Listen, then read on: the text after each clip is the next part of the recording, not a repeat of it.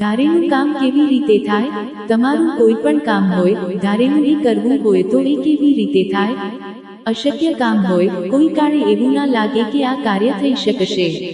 તમને એવું લાગવું જ ન જોઈએ કે આ કામ નહીં થાય. અશક્યમાંથી શક્ય બનાવવું હોય અને તમે ધાર્યું હોય કે મારે કરવું જ છે. તમારું એક લક્ષ્ય બની ગયું હોય કે હવે તો આ કાર્ય કરે જ છૂટકો. એવું તમે ધાર્યું હોય તો એને કેવી રીતે કરવું? જો ધારેલું કામ કરવું હોય પણ તમે મૂંઝવણમાં આવી જાવ, ગોટાળે ચડી જાવ, ફસાઈ જાવ, કઈ ખબર ન પડતી હોય, આગળનો રસ્તો ન મળતો હોય, સોચ ન પડતી હોય, એ કામ ધારેલું કરવું હોય પણ એના તમને શુભ સંકેતો ન મળતા હોય, તો એ કાર્ય કેવી રીતે પૂરું થાય? કોઈની મદદથી, કોઈના સાથ સહયોગથી, કોઈ તમને એવો સંકેત મળી જાય તો આ બધું ધારેલું કામ શક્ય બની જાય. તમને એવું લાગે કે આ મારાથી આ કામ નહીં થાય, પણ જો એ તમારું ધારેલું છે તો એ કરે કોણ? તો એના માટે તમારા જે ઈષ્ટ દેવ દેવી હોય, તમારા કુળદેવ કુળદેવી હોય, તમારા પૂર્વજ દેવ હોય, તમે કોઈને કોઈ દેવતાની ભક્તિ કરતા હો તો એના ઉપર તમને અતૂટ વિશ્વાસ હોવો જોઈએ, શ્રદ્ધા હોવી જોઈએ, પૂરેપૂરો ભરોસો હોવો જોઈએ.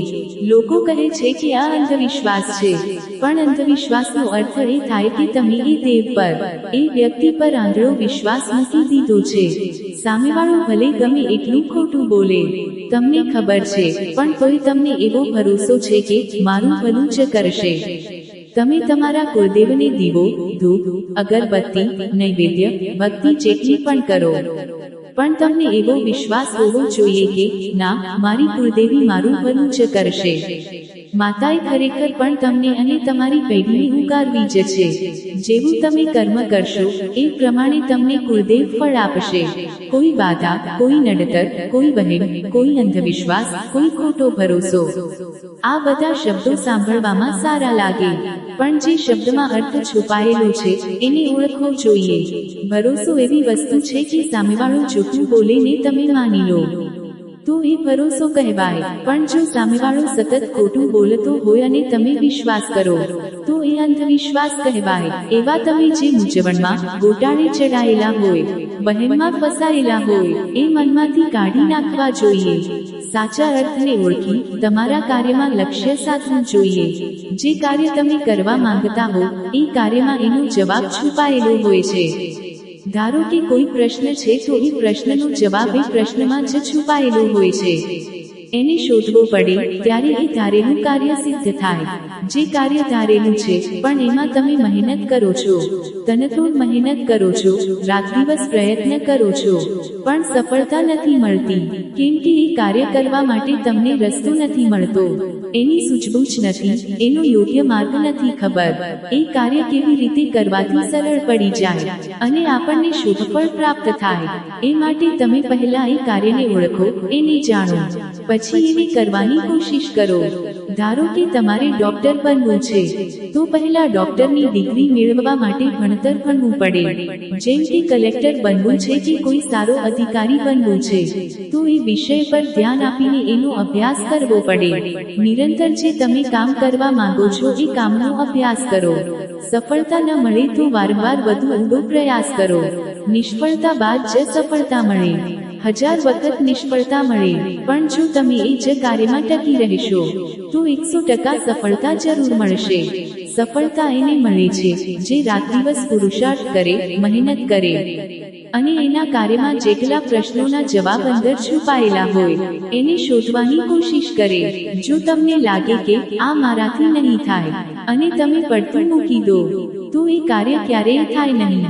મિત્રો, જો તમારા માતા પિતાના આશીર્વાદ મળે, તમારા ગુરુદેવના આશીર્વાદ મળે અને તમારી કુળદેવીના આશીર્વાદ મળે તો આ દુનિયામાં કોઈ એવી શક્તિ નથી જે તમને રોકી શકે.